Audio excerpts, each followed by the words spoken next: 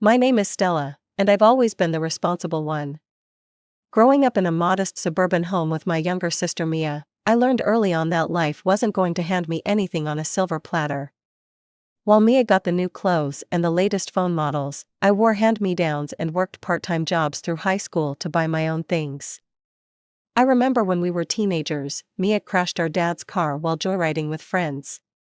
Instead of punishing her, my parents bought her driving lessons and eventually a used car of her own.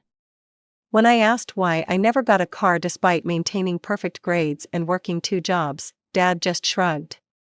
Mia needs more encouragement to stay on the right path. You're already doing fine. Another time, Mia ruined my prom dress the night before the dance by borrowing it without asking and spilling red wine all over it. My parents told me to be understanding and loaned me money for a last-minute replacement, money they later forgave Mia for but made me pay back in full. Despite everything, I pushed forward. I put myself through college while Mia dropped out after a semester, claiming it wasn't her thing. I landed a decent job at a marketing firm, rented a nice apartment, and eventually met Derek. Derek and I had been together for 2 years when Mia called me crying about losing her job, again. I don't know what to do, Stell, she sobbed through the phone. They fired me for being late, but it wasn't even my fault. The bus was delayed, and my boss is a total jerk. I sighed, knowing the real story probably involved Mia's chronic irresponsibility. But she was still my sister. What do you need? I asked. Can I stay with you for a bit? Just until I find another job. My landlord's kicking me out at the end of the week. I glanced around the apartment I shared with Derek. It wasn't huge, but we had a pull-out couch in the living room. Let me talk to Derek, I said. Derek wasn't thrilled about the idea. He'd met Mia several times and found her self-centered and dramatic. It's just for a few weeks, I promised, she needs help getting back on her feet. So 2 months ago, Mia moved in with her 2 suitcases and endless drama. She sprawled her belongings all over our living room, used up my expensive shampoo, and made little effort to find a new job. I'm researching opportunities, she'd say, scrolling through social media on her phone. Derek tried to hide his annoyance, but I could see it in the tight lines around his mouth when he came home to find Mia watching TV in her pajamas at 4 p.m. Last Tuesday started like any other day. I had an important client meeting at 2 p.m., but around noon, I felt a migraine coming on, blurred vision, nausea, the works. After taking medication that didn't help, I told my boss I needed to reschedule. Go home and rest, she said, we'll move the Roberts meeting to Thursday. I drove home, looking forward to a dark room and silence. When I unlocked the door to my apartment, I heard strange noises coming from the bedroom. Thinking Mia might be sick or in trouble, I rushed down the hallway. The bedroom door was partially open, I pushed it wider and froze. There, in my bed, were my sister and my boyfriend, naked, together. Time seemed to stop. Derek saw me first, his eyes widening in shock. He shoved Mia away and grabbed for the sheet. Stella, this isn't, I mean. Mia turned, and to my complete disbelief, she didn't even look ashamed. She just sat there, covering herself casually as if I'd walked in on her watching TV. What the hell is this? My voice came out surprisingly steady. Derek jumped up, wrapping the sheet around his waist. Baby, I'm so sorry, it just happened. Just happened? I repeated, you just happened to fall into bed with my sister? Mia rolled her eyes. Oh, come on, Stella, don't be so dramatic. The casual dismissal in her voice made something snap inside me. 2 years with Derek, 2 months helping Mia. And this was how they repaid me. Get out, I said, both of you, now. Derek started pleading, making pathetic excuses about how Mia had come on to him, how meaningless it was, how much he loved me. But Mia just laughed. Don't bother, Derek, she was never good enough for you anyway. She looked at me with cold eyes. I love him, Stella, and I'm taking him. He's been unhappy with you for months. I stormed to the closet, yanked out their clothes, and threw them into the hallway. Then I grabbed Mia's suitcases from the living room and Derek's gym bag from the closet.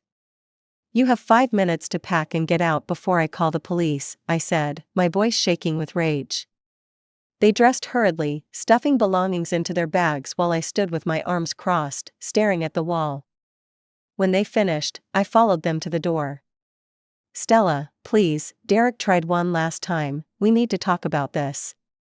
There's nothing to talk about, I said, shoving them into the hallway and throwing their remaining bags after them. You're dead to me, both of you. I slammed the door, locked it, and slid down to the floor, finally letting the tears come.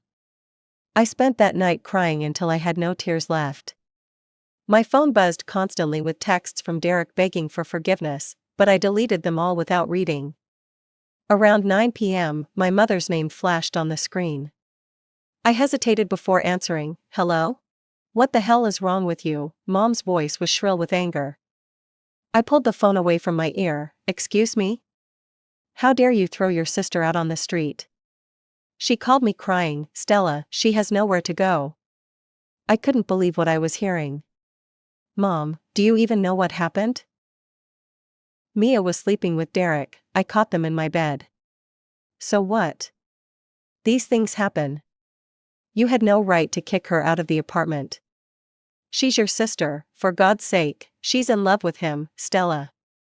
You should be happy for her. Happy? My voice cracked. Are you serious right now? Listen to me, you have a good job and can find another apartment. Why don't you just let Mia and Derek have your place? They need it more than you do. The suggestion was so absurd I wondered if I was hallucinating. Let me get this straight. You want me to give my apartment to my sister and the boyfriend she stole from me? Are you insane? Don't talk to me like that. You've always been selfish, Stella, you've always been jealous of your sister. Just grow up and do the right thing. I laughed bitterly. The right thing? Like what Mia did? Or what you're doing now? You're impossible, Mom snapped. I raised you better than this. No, you didn't. You raised Mia to think she can take whatever she wants, and you raised me to let her. I'm done with all of you. Stella.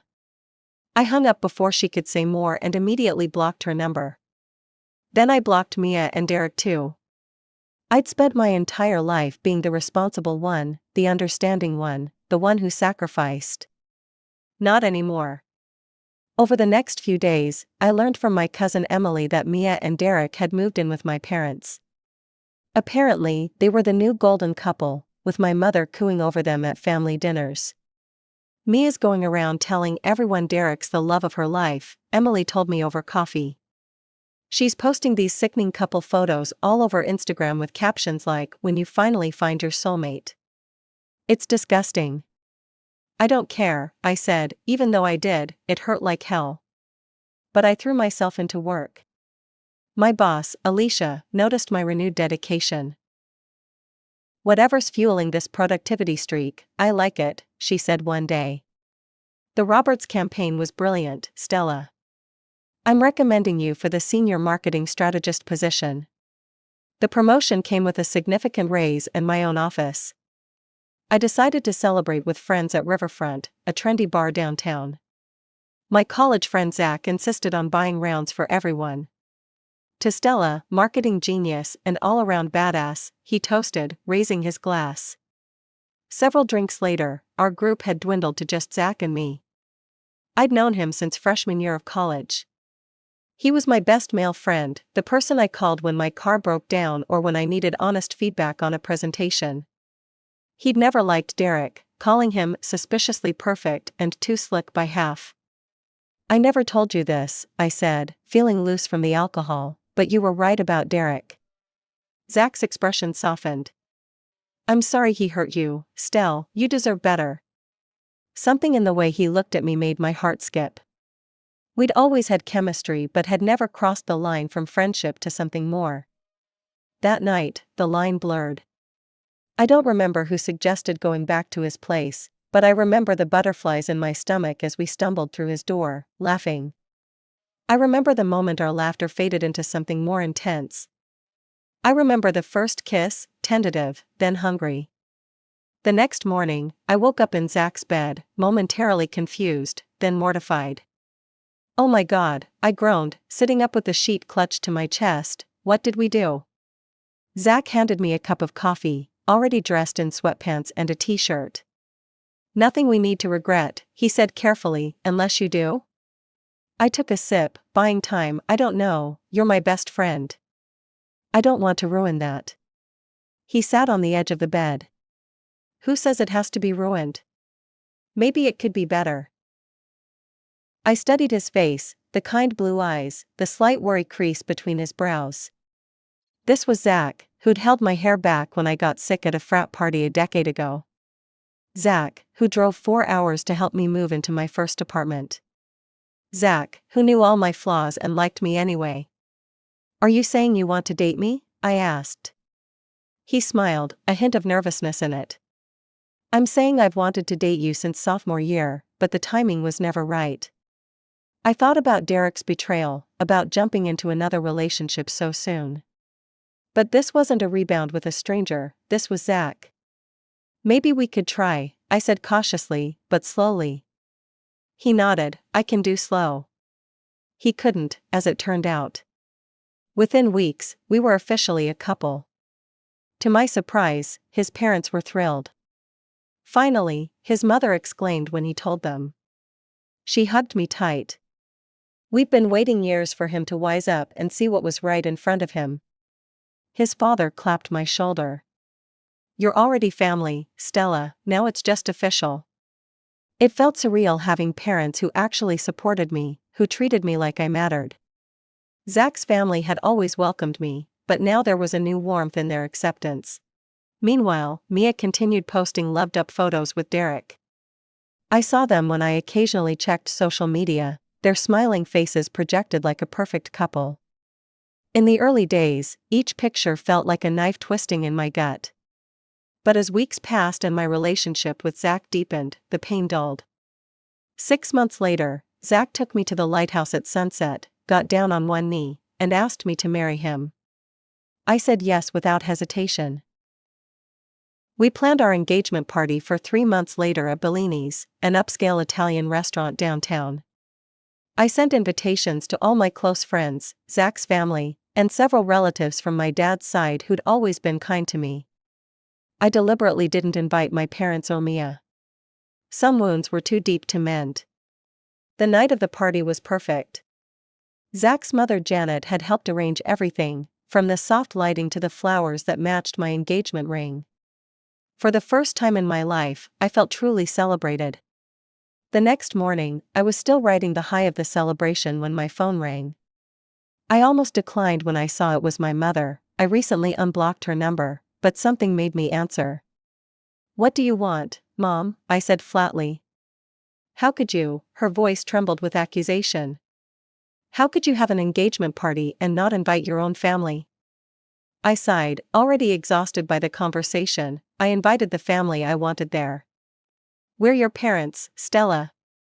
And Mia is your sister, no matter what happened between you two. You mean no matter that she slept with my boyfriend and you told me to give them my apartment? That kind of what happened? Family is forever, Stella, you don't turn your back on family. Funny, that's exactly what you and Dad did to me, and what Mia did too. That's not fair, we've always been there for you. No, Mom, you've always been there for Mia. There's a difference. She paused, then changed tactics. Your father was hurt that you didn't invite him to walk you down the aisle. It wasn't a wedding, it was an engagement party. And considering you both took Mia and Derek's side, why would I want either of you there? She huffed indignantly, you're being childish and cruel. Goodbye, Mom. I hung up and blocked her number again. The months after our engagement flew by in a whirlwind of wedding preparations. Zach's mother was a godsend, helping with everything from venue selections to cake tastings. His sister Maya became my unofficial wedding planner, creating detailed spreadsheets and timelines. You're the sister I should have had, I told Maya one day as we compared bridesmaid dress swatches. She squeezed my hand, works out perfectly, since you're the sister I always wanted. My phone rang one evening as Zach and I were discussing honeymoon destinations. I didn't recognize the number but answered anyway. Stella, it's Mom. Her voice sounded strange, tight and strained. You need to come to the house right away. It's a matter of life and death. My stomach dropped. Despite everything, they were still my parents. Is Dad okay? Are you sick? Just come, please, as soon as possible. I hung up, my mind racing with possibilities: cancer, heart attack, some terrible accident. I need to go to my parents' house, I told Zach. Mom says it's an emergency. He frowned. Want me to come with you? No, I'll be fine, I'll call if I need you. The drive to my childhood home took 30 minutes, each mile increasing my anxiety. What if Dad was dying? What if Mom was seriously ill? Despite our estrangement, I wasn't sure I was ready to lose either of them. I parked in the driveway and hurried to the door. Mom answered immediately, as if she'd been watching for me. What's going on? I demanded, stepping inside. Who's hurt? Mom led me to the living room where Dad sat in his armchair, looking perfectly healthy. Beside him on the sofa was Mia, her eyes red and puffy from crying. Relief that no one was dying quickly gave way to suspicion. What is this? Mom gestured toward Mia. Your sister needs you. I remained standing, arms crossed. Why? Mia sniffled dramatically. Derek left me. I waited for more, but that seemed to be the entire emergency. That's why you called me over here? Because Mia's relationship problems? Mom nodded gravely. There's more, she's pregnant. I looked at Mia's tear-streaked face, then at my parents' worried expressions. And? Derek's gone, Mom said, as if I hadn't heard the first time. He moved to Arizona. He's refusing to marry her or support the baby. I shrugged. What does this have to do with me? Mom and Dad exchanged glances. Well, Mom said, this is partly your fault. The statement was so absurd I thought I'd misheard. My fault? How exactly is Mia getting pregnant by my ex-boyfriend my fault? You should have warned her about what kind of man Derek was, Mom said. You knew him better than anyone. I stared at her, speechless. Then I started laughing. I couldn't help it. Let me get this straight, I said when I could speak again. My sister sleeps with my boyfriend, steals him from me, moves in with him, and gets pregnant. He leaves her, and somehow this is my fault because I didn't warn her that the man she stole from me might not be trustworthy? Don't twist my words, Mom snapped. You know what I mean. I really don't. Dad leaned forward. Your sister needs help now, Stella. This isn't the time to hold grudges. I looked at Mia, who was watching me with that familiar manipulative expression I'd grown up with, the one that had always worked on our parents. What kind of help are you expecting from me? I asked. Financial support, for starters, Mom said. Mia can't work in her condition, and she'll need money for doctor visits, baby supplies. No, I said simply, I'm not giving Mia money. Her pregnancy isn't my responsibility. Mom stood up, her face flushed with anger. How can you be so heartless? This is your niece or nephew we're talking about. And Mia is the woman who betrayed me in the worst possible way, who you defended and supported in that betrayal. Why would I help her now? Because she's family, Mom shouted. That excuse doesn't work on me anymore. I turned to leave. I'm sorry about your situation, Mia, but it's not my problem. I left to the sound of my mother's indignant protests, feeling lighter than I had in months. For the first time in my life, I'd stood up to them without backing down. For the next week, I threw myself into wedding preparations. Janet and Maya helped me finalize the floral arrangements and menu selections, while Zach handled the music and photographer. Then, on a quiet Saturday morning while Zach and I were enjoying coffee and planning our honeymoon, an email notification popped up on my phone. Oh no, I gasped when I opened it. What is it? Zach asked, concerned. I handed him my phone. It was an email from my mother with a PDF attachment titled Baby Expenses. The document was meticulously organized, listing dozens of items: prenatal vitamins, $150 per month, childbirth classes, $300, maternity clothes, $800, doctor's visits, $200 per visit, hospital delivery, $10,000, crib, $500, stroller, $350, car seat, $200, diapers, $100 per month, formula, $150 per month. The list went on and on, totaling over $20,000. At the bottom was a note: as we discussed, since Derek's abandonment of Mia and your future niece/nephew is ultimately your responsibility, we expect you to cover these expenses. Please arrange payment as soon as possible, Mom. I nearly dropped my coffee mug. They can't be serious. Zach's jaw had dropped open. This is beyond ridiculous, it's delusional. What should I do? I asked, feeling a headache coming on. Ignore it? Block them again? I considered it, but something about this latest absurdity demanded a response. No, I'm tired of them thinking they can manipulate me. I composed a reply: Mom, I will not be paying any expenses related to Mia's pregnancy or child. Her situation is a direct result of her own choices, specifically, her choice to betray me by sleeping with my boyfriend. Neither I nor my fiancé will provide financial support or any other form of assistance. Please do not contact me again regarding this matter or any other. I no longer wish to have a relationship with you, Dad, or Mia, Stella. I hit send, then blocked their email addresses and any other contact methods I'd missed before. There, I said, feeling both relieved and sad, it's done. Within 30 minutes, my phone started ringing with calls from my parents and Mia. I silenced them all. When they couldn't reach me by phone, they started calling my friends and extended family. My cousin Emily called, confused. Your mom is telling everyone you're refusing to help your pregnant sister because you're jealous. What's going on?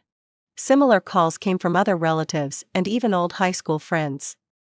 My parents were apparently on a smear campaign, painting me as cruel and heartless. I'm so tired of this, I told Zach after the 5th call. They're twisting everything. Then set the record straight, he suggested. You have the receipts, literally. After thinking it over, I decided he was right.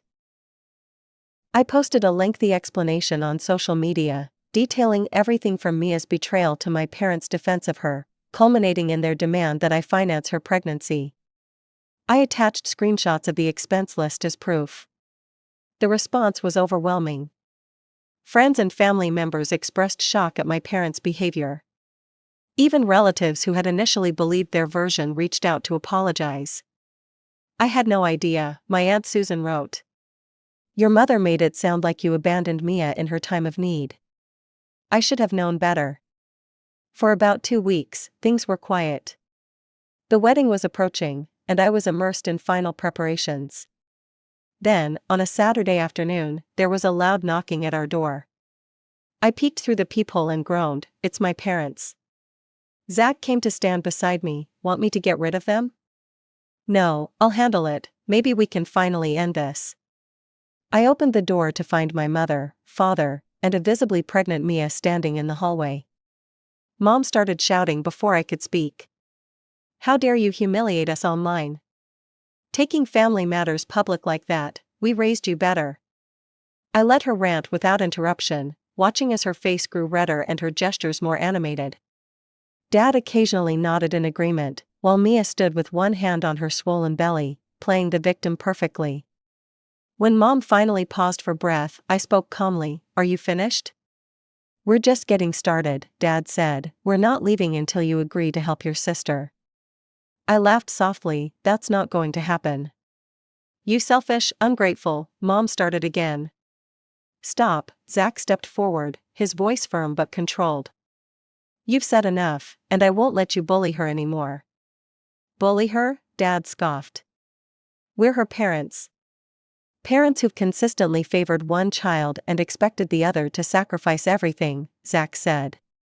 Parents who defended their daughter's betrayal and now want to make Stella financially responsible for it. That's not parenting, that's abuse. Mom gasped dramatically, how dare you? It's time for you to leave, Zach continued. If you don't, I'll call security. You wouldn't dare, Dad challenged. Zach pulled out his phone. Try me. They left, but not before Mom delivered a parting threat. This isn't over, Stella. You'll regret turning your back on family. After they left, several relatives called to report that my parents were still badmouthing me. Some had even seen my mother and Mia outside their church with a handwritten poster claiming Stella Jenkins abandoned her pregnant sister. They're unbelievable, I told Zach, but I'm done caring. Our wedding day arrived 3 months later. Despite my parents' drama, it was everything I'd dreamed of. We held the ceremony and reception at a beautiful lakeside venue, surrounded by people who genuinely cared about us. Zach had hired security, just in case.